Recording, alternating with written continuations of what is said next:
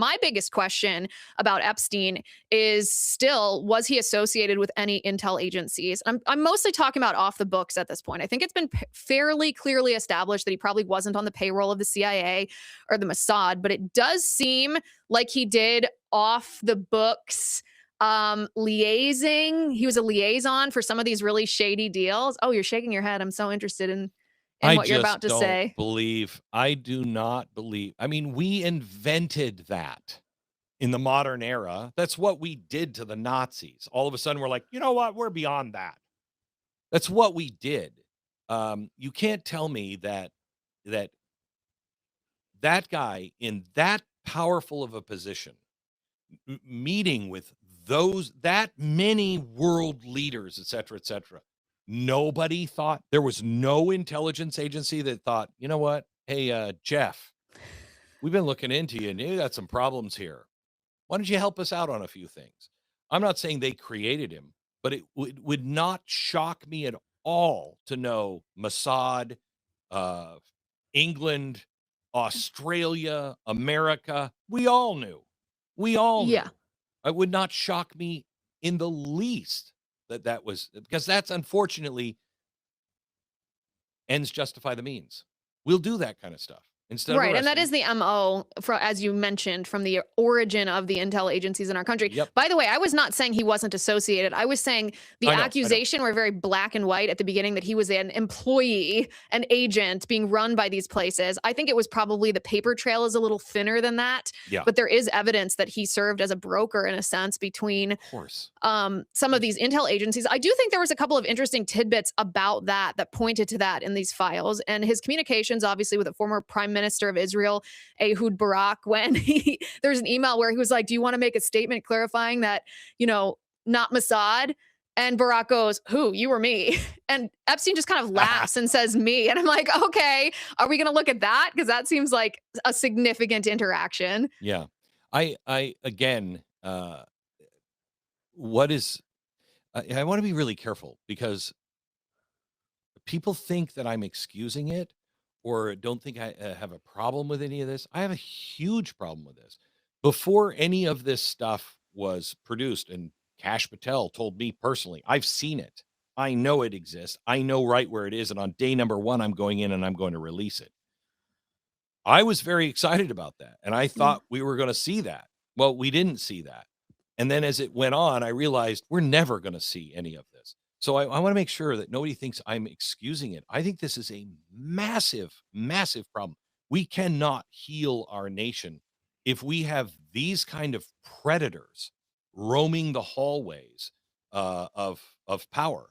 We've got to clean our own house, or God will do it for us. But I don't see us gaining any ground on this, because I believe the facts are probably all gone. So, what do we do with this information now? What do we do? Why do you think that the FBI director, Kash Patel, and I believe he made those comments before he was the FBI director, why do you think he said, I've seen this when he worked for DNI in the first Trump administration, and I'm going to do something about it day one, and then he went in and nothing's happened? Why do you think that is? I don't know. I know that he sat in my office on tape and said that. I've seen it. Yeah, I've seen it. I know where it is. And on day number 1, I'll release it. I can't tell you. Kash doesn't take my phone calls now. So I don't know.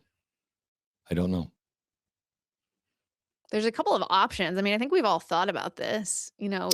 Has it been destroyed? If it's been destroyed, though, I mean, I have gone over this in my mind a billion times, Glenn. If it's destroyed, how come they just don't come out and say, hey, it's been destroyed? There's a ton of evidence that evidence has been destroyed or hidden, and we can't find it. Have you ever worked at a company where they're trying to cover some mistake, or, some PR mess or something, and you're sitting there and like, don't, just say it. Just say it. Say what it is. And all the attorneys are like, oh, we can't do that. Yes. That could be a reason why, because all of the stupid people say we can't do that for whatever stupid reason, when common sense just says, be honest with the American people. There's nobody I really think Donald Trump is one of the only people I've ever seen. I think Reagan was like this, where he'll just say it. Sorry, you deserve to know. This is our country, not their country. This is our country. They represent us. They should be very clear on all of these things. We have a right to know on all of these things. That is in the First Amendment. I have a right to petition the government. I want answers. But the whole system has been so flipped and inverted that they're the boss of us. Yeah. No, that's not the American way. That's maybe the English way, but it's not our way. Yeah, I think that's exactly right. I think that's why the hunger for these files has grown at such an exponential pace since last February too, because the Epstein files were not even on my top 10 list of justice No. priorities when President Trump was inaugurated. And I think that's probably true for the majority of his base. And yet after the Pam Bondi binders debacle, all of a sudden people just passionately cared about this. And I think if at the time Pam Bondi had just released this stuff instead of the binders, a year later, we would have more confidence that the administration actually is doing its best to clean house, that the deep state does exist in there. I don't doubt that there are files that are being hidden and destroyed and that there's subversive actors that are still trying to undermine our vote and the president that we elected. But the lack of transparency, man, I mean, Well, I do know this. I know Dan Bongino well enough to know when that happened, there was a flurry of emails and text messages between him and Pam Bondi. Can guarantee it. And I would guess that they were wildly frank. And when that happened that week, I saw what she was saying. I saw what Dan Bongino said, and we put a FOIA request in. I want all of the text messages. I want all of the emails. I want anything that references Bondi and Dan Bongino and the Epstein files. I want all of it. We have a right to it. They have yet to respond. what There's something there. do you think we'll ever find out what it is? I think you're going to find out what happened to Bondi. I do. I think you'll find out eventually. It will come out that she was either wildly incompetent or it'll just get murky again, but you'll know somebody moved something. But I really think that it was her looking for a moment of press, not thinking anything through and making that first statement. And then she's boxed into it and she has no idea what she's going to do. And then she just keeps digging a hole. I mean, that's the most charitable I can be for this. Mhm. Do you think that it was coming from her? And I want to give context for this question. When I was at the White House that day and she gave us those binders, I was told after, it was that same day, but later that day, you can imagine I was getting quite a few phone calls. Yeah, And I man. was told from someone in a position to know that the Oval Office was not aware of those binders before they had been given to us. That Oh, I um, think, no, I that was think, entirely her acting rogue unilaterally, that even Kash Patel was not in knowledge of that with at least very much advanced time. I don't know the exact amount of advanced time, but do you think that this was her or was this directed by someone else? no, I think it was her. I think that's what you're going to find in the emails back and forth with Dan Bongino, if we can ever get them. You will see that she was just, she's just unleashed. Really believe she wanted her name in the press. She wanted some stuff. She just said it. Didn't recognize what ticking time bomb she was just setting out in front of America. It blew up. I think Trump was wildly pissed He should be. and didn't understand. Honestly, I don't think understood why people cared so much because in his mind, he I believe he knows the game. And he either knew there was nothing in there to start with or there's it's already picked through and gone. Anybody powerful already took all that crap out. So I think he was just pissed because it pulled people from his agenda, and it was her. And Yeah. I'm surprised that she lasted.